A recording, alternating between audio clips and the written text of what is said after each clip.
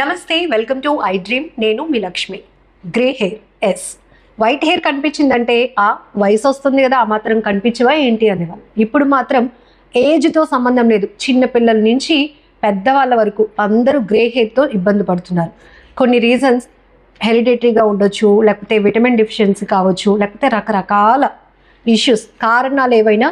మరీ ఏజ్లో ఉన్నప్పుడు కూడా గ్రే హెయిర్ కనపడితే ఎంత కాన్ఫిడెన్స్ పోతుంది కదా. అందుకనే కేతా శోభారాణి గారు మనతో పాటు ఉన్నారు. తను చెప్తున్నారు, ఈ వీడియో ఎక్కడ స్కిప్ చేయకుండా చూడండి. అలానే నేను ఈ వీడియోలో చెప్పిన టిప్ని ఫాలో అవ్వండి, గ్రే హెయిర్కి గుడ్ బై చెప్పండి అని. మరి ఇంత కాన్ఫిడెన్స్గా చెప్తున్నారు అంటే ఇక్కడ ఏవో ఇంగ్రీడియంట్స్ కూడా రెడీగా పెట్టారు శోభారాణి గారు. ఆ టిప్ ఏంటో, ఈ ఇంగ్రీడియంట్స్ ఏంటి, ఎలా మిక్స్ చేయాలి, ఎలా వాడాలి అన్ని తెలుసుకుందాం ఈ వీడియోలో. నమస్తే అండి శోభారాణి గారు. నమస్తే అండి లక్ష్మి గారు. ఎస్, గ్రే హెయిర్ అనేటప్పటికి హెయిర్ ఎంత పొడుగ్గా ఉండి బ్లాక్ గా ఉండి ఒక్కటి ఉంటే చాలు ఇంకా అందరి కళ్ళు అబ్బా వైట్ హెయిర్ వచ్చేస్తోందని పాయింట్ అవుట్ చేశాడు. ఖచ్చితంగా ఏం చెప్తారు ఈ టిప్ లో? అంటే ఈ వీడియోలో ఏదో చాలా కాన్ఫిడెంట్ గా ఉండొచ్చు మీరు అందరూ అంటున్నారు. అవును, ఖచ్చితంగా. ఎందుకంటే గ్రే హెయిర్ అనేది మీరు చెప్పినట్టు ఏజ్ తో సంబంధం లేదు. చిన్న పిల్లల నుంచి, అంటే ఇదివరకు రోజులైతే 40+ 50+ వచ్చేది, ఇప్పుడు ఏంటి 13, 14 టీనేజ్ నుంచి వచ్చేస్తుంది కదా. స్కూల్కి వెళ్ళే పిల్లలు వాళ్ళు చాలా ఇబ్బంది పడుతున్నారు అనమాట. సో అలాంటప్పుడు మన హోమ్ రెమెడీ ప్యాక్స్ ఏ విధంగా వేసుకోవచ్చు అనేది ఇప్పుడు చెప్తున్నాను అనమాట. ఎందుకంటే గ్రే హెయిర్ ని కంట్రోల్ చేయాలంటే ఆల్మోస్ట్ అందరూ డైకి వెళ్తారు. డై అంటే కెమికల్ లేకుండా ఉండదు. సో కెమికల్ ఫ్రీ అయిన మన హోమ్ రెమెడీస్ ఏ విధంగా ప్రిపేర్ చేసుకోవచ్చు అని ఇప్పుడు చెప్తున్నాను అనమాట. అంటే డై వాడుతున్నప్పుడు కూడా మనకు ఒక రకమైన కాన్ఫిడెన్స్ పోతుంది. అవును, అంటే ఇంత చిన్న ఏజ్ లో మనం డైస్ వేసుకోవడం, కలర్, ఇదంతా పెద్ద సమస్య.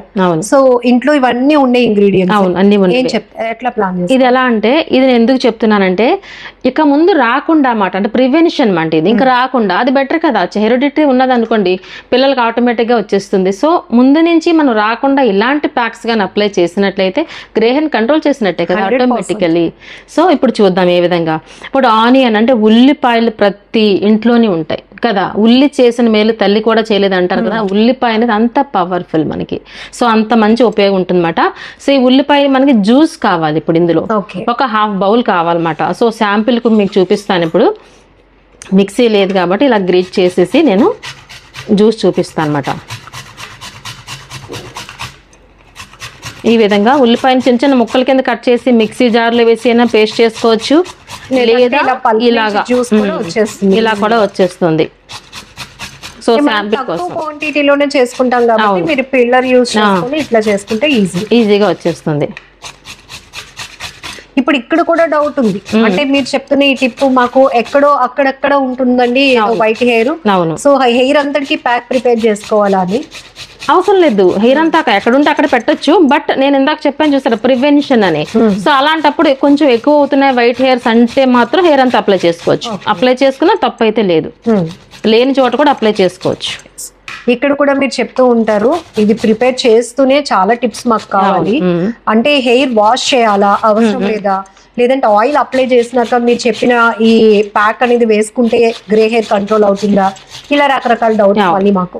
మంచి క్వశ్చన్ వేశారండి. ఇప్పుడు ఏదైనా సరే మనకి స్కిన్ ప్యాక్ అవ్వచ్చు, హెయిర్ ప్యాక్ అవ్వచ్చు, నీట్ గా ఉన్న ప్లేస్ లో, అంటే నీట్ గా ఉన్న హెయిర్ అయితే స్కాల్ప్ అవ్వచ్చు, లేదంటే ఫేస్ అంటే స్కిన్ అవ్వచ్చు, నీట్ గా ఉన్న ప్లేస్ మీద మనం ప్రిపేర్ చేసి అప్లై చేసిన ప్యాక్ అనేది రిజల్ట్ ఎక్కువగా ఎక్స్పెక్ట్ చేయొచ్చు.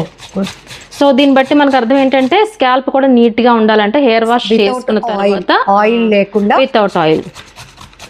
సో ఈ విధంగా మనం ప్రిపేర్ చేసాం అనుకుందాం. ఇది ఈ మాత్రం వచ్చింది కదా, జస్ట్ ఫర్ శాంపిల్ కాబట్టి చూపిస్తున్నా. దీన్ని ఫిల్టర్ చేసుకుంటాం. ఎందుకంటే పల్పు పెట్టుకున్నట్లయితే మనకి హెయిర్ కి అంటుకుంటుంది అన్నమాట. సో పల్పు పెట్టుకోకుండా, డైరెక్ట్ పెట్టకుండా ఈ విధంగా మనం ఫిల్టర్ చేద్దాం. ఈ జ్యూస్ వస్తుంది. ఇప్పుడు చూస్తున్నారు, మనకి ½ బౌల్ సరిపోతుంది అన్నమాట. కళ్ళకి ఎంత పవర్ వస్తుందో ఈ జ్యూస్ నుంచి మనకి హెయిర్ కి కూడా అంత పవర్ఫుల్ గా వర్క్ చేస్తుంది.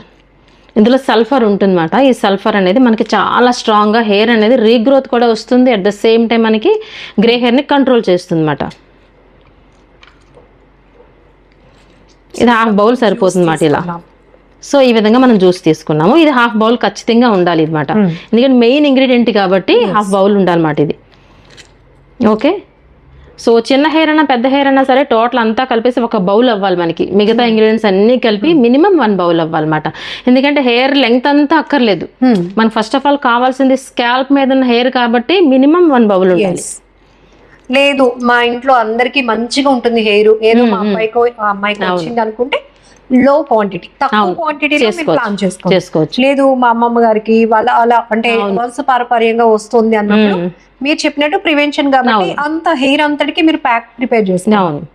నెక్స్ట్ ఇంగ్రీడియంట్ ఏంటంటే మెంతులు. చూసారా, మెంతులు అనేవి కూడా నానబెట్టలేదు, డైరెక్ట్ మెంతులు. ఈ మెంతులు ఇలా తీసుకోకూడదు, మెంతులు రోస్ట్ చేసి ఇలా తీసుకోవాలి. చూసారా, అందుకే ఈ పక్క పక్కన పెట్టానమాట. ఇవి మనం గుర్తుపట్టట్లేదు కాబట్టి అసలు మెయిన్ ఇవి రోస్టెడ్ మెంతులు మాట. ఇవి చూసారా, రోస్టెడ్ అయిపోయి ఇలా ఉండాలి ఈ మెంతులు. సో ఇలా ఉండాలన్నమాట. ఇది కూడా మనకి ఒక 2 టేబుల్ స్పూన్ తీసుకోవాలి, కనిపిస్తుంది కదా. సో దీన్ని ఏం చేస్తామంటే నీట్ గా మనం పౌడర్ చేసేసుకోవాలి దీన్ని. ఓకే, ఈ పౌడర్ ఒక 2 టేబుల్ స్పూన్ అనుకోవాలి. ఈ ఆనియన్ జ్యూస్ లో ఈ మెంతుల పేస్ట్ 2 టేబుల్ స్పూన్ రోస్టెడ్ అవ్వాలి.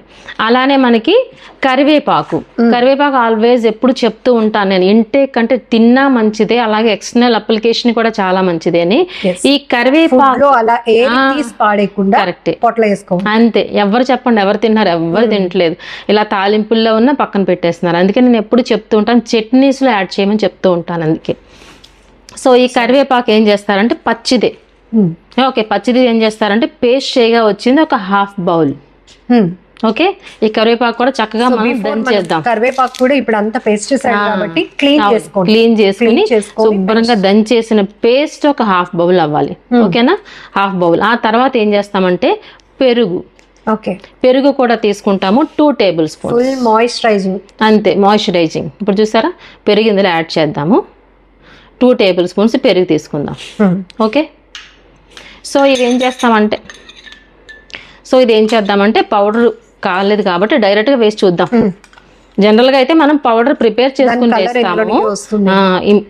ఇప్పుడు మనం డైరెక్ట్ గా వేస్తున్నాను. జనరల్లీ అయితే మనకి పౌడర్ చేసుకుని వేస్తాం. ఓకేనా, మెంతులు మీరు పౌడర్ చేసి యాడ్ చేసుకోండి. ఓకే, మీరు ఈ టిప్స్ వెరీ క్లియర్ గా ఫాలో అయితే 100% రిజల్ట్ వస్తుంది. స్కిప్ చేసేసి మధ్యలో ఈమెదో మెంతులు కలిపేశారు కదా, మేము అలాగే కలిపినప్పుడు ఇది పట్టలేదు అట్లా అనొద్దు. ఆల్రెడీ శోభారాణి గారు చెప్పారు, మనం వీడియో ప్రిపరేషన్ కోసం కాబట్టి అది పేస్ట్ పౌడర్ చేయకుండా మనం యూజ్ చేస్తాం. మాత్రం మస్ట్ గా పౌడర్ చేసుకోండి. ఓకే, సో అలానే కరివేపాకు కూడా మనం పేస్ట్ కింద చేసుకుని మాత్రమే ఇందులో యాడ్ చేసుకుంటారు. మనం పౌడర్ చేయలేదు కాబట్టి ఈ కలర్ లేదు అంటే బ్లాక్ వస్తుంది. అది బ్లాక్ వస్తుంది. అది ఇంకే ఇలా మిక్స్ చేసిన తర్వాత ఒక 1 అవర్ పక్కన పెట్టుకోవాలి. ఈ 1 అవర్ లో ఈ బ్లాకిష్ కలర్ ఇంకా చక్కగా వస్తుంది మనకి. 1 అవర్ పక్కన పెట్టాలి. మంచి బ్లాక్ వస్తుంది. బ్లాక్ సమ్ గ్రీనిష్ కలర్ కూడా యాడ్ అవుతుంది ఇందులో, ఎందుకంటే కర్రీ లీవ్స్ కదా. ఇది కూడా పేస్ట్ ఒక 1/2 బౌల్ అని చెప్పుకున్నాం కదా.